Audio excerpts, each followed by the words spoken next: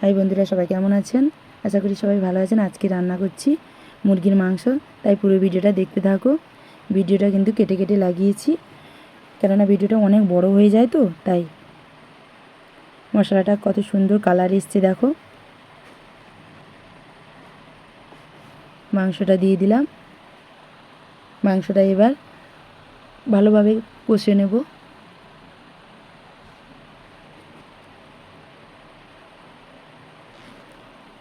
যেদিন তাড়া থাকে আমার, আলুটা কী করি কষানোর সময় দিয়ে দিই, কেননা ভালো করে সেদ্ধ হয়ে যায়। এই দেখো কালারটা কত সুন্দর এসছে।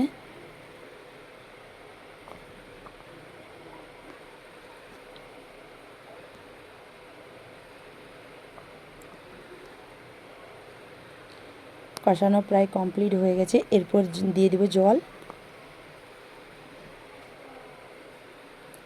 জল দিয়ে দিলাম। দেখো মাংস আমার রেডি। কালারটা কত সুন্দর এসছে।